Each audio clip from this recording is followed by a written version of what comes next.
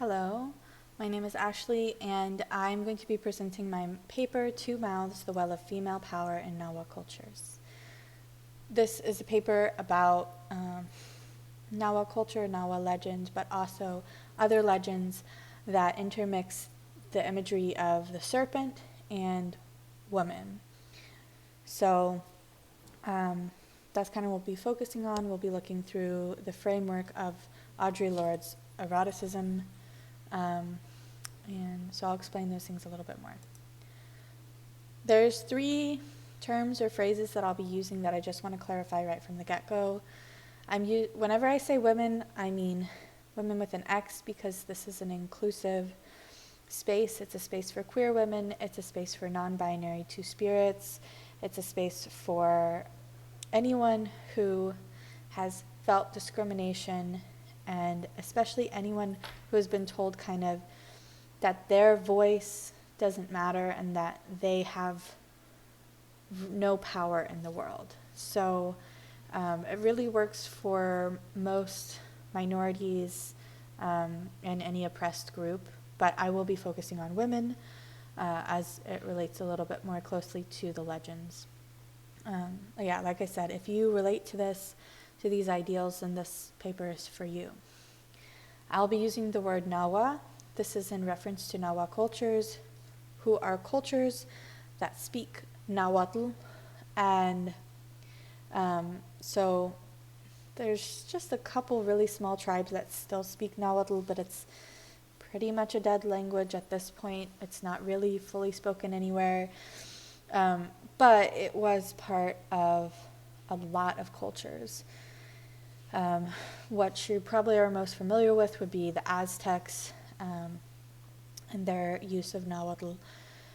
But there are other cultures in North and Central America and Mesoamerica that use Nahuatl.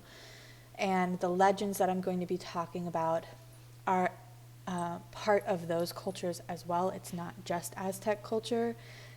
So I'll be using Nahua to be more general and include all the different cultures that really are part of these legends and part of these cultures that I'll be talking about. And then the final phrase is vagina dentate. This is a set of teeth in the vagina, and I use it throughout this paper more metaphorically than anything else to represent a woman's inner strength and power and ability to fight back and bite back. But I do have some imagery later on that you can see that can maybe give you a better mental picture of what I mean by having two mouths and two sets of teeth, like vagina dentate has. So I just wanted to start really quickly by asking you to think about, what do you think of when you think of serpents in mythology or legend? So what comes up? Obviously I have this picture of Eve in the Garden of Eden. That is what was represented to me growing up.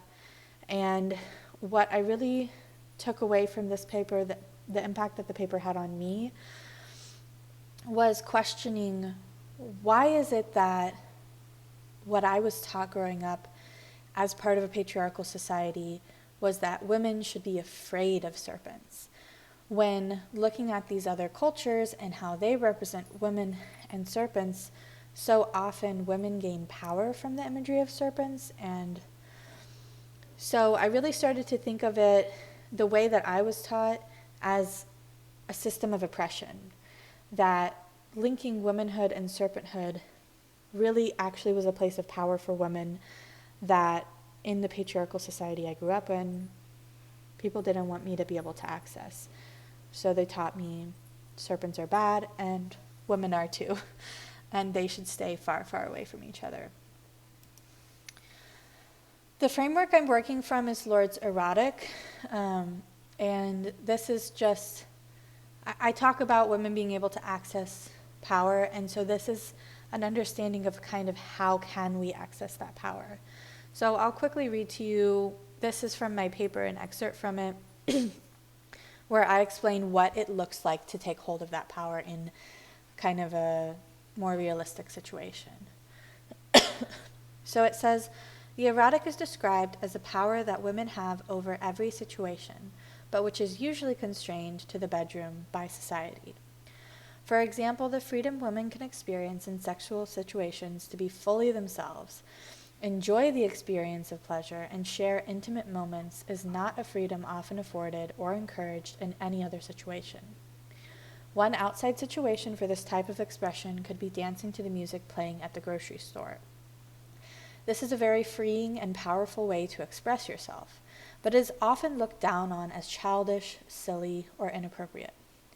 When women take hold of that power, they take hold of so much more. So that's the framework that I'm working with. That is when I'm talking about impact. This is one way that I'm talking about that impact and how is it possible for women to access this power. So I want to kind of briefly go over some of the legends that I talked about. I have listed all of the legends that I talked about. And the first three are outside of Nahua culture, and the last three are part of Nahua culture. So first we have Eve and the serpent, which I talked about a little bit. And if you're familiar with it, essentially Eve is cursed and the serpent is cursed to hate each other for all eternity. And that's kind of one of the big takeaways from that story. Medusa is, and that's biblical. It's in the Torah, and so it's a part of a lot of different cultures. And then Medusa is from ancient Greek history, or not history, but mythology. And she's really interesting because that's similar to Eve. It's perceived as like, here's an evil woman who is related to a serpent. Hers is her hair is serpents. And she's really played off as the villain in most situations. But looking back at her story with a modern lens, you can really see that in much of the case she was really the victim, and people looked down on her beauty, on her youth, and on the power that she eventually gained over men. So even when her beauty was said to be stripped from her, she still had this power to kill men, and so people were threatened by that and by a woman having power. So that's kind of her story a little bit. These are really interesting stories, so if you're interested in it, please go look it up more, or if you'd like to read my full paper, I talk about it more there. Another story is that of Kundalini. This is seen in Hatha Yoga especially, but we see it in Hinduism and Buddhism as well. And it's the idea that there is a snake coiled at the core of a woman's body, and by practicing Kundalini, you're able to uncoil it and access divine feminine energy. And it's also connected to a goddess, and it can be seen as like very religious and a sense of mindfulness and spirituality, and definitely power that intrinsically connects women and serpents. This one, from what I've been able to tell, is a much more positive representation of the connection between womanhood and serpenthood, whereas Medusa and Eve both had a very negative connotation in how many societies read and interpret those stories. So then I just want to briefly talk a little bit about the Nahua ones as well. So Coatlicue, Quetzalcoatl, and Coatl. So Coatl actually means snake in Nahuatl. You see it in all three of these words. So the middle picture I have here is an imagery, or it's a sculpture made of Coatl, and so it means snake, but it also means twin. And this is where we see a real connection to that imagery of vagina dentate and having the two mouths on either end and the two sets of teeth. So I really like that imagery, and I think it really sets up this idea a lot more strongly of what it looks like for a woman to have that strength on both sides. We have the serpent of Coatlicue. She's a goddess, a deity in Nahua culture, and there's a lot of different legends about her. She's a goddess of fertility. She's said to have maybe had her head chopped off. It's kind of back and forth, but her skirt is actually made of snakes. you see the two snake heads at the base of her neck. And she's definitely a huge representation of a powerful, powerful female deity, and who was both feared and respected. And the last legend that I talk about is Quetzalcoatl, and he is the feathered serpent. He's a real historical figure, but also a god, a deity in Nahua culture.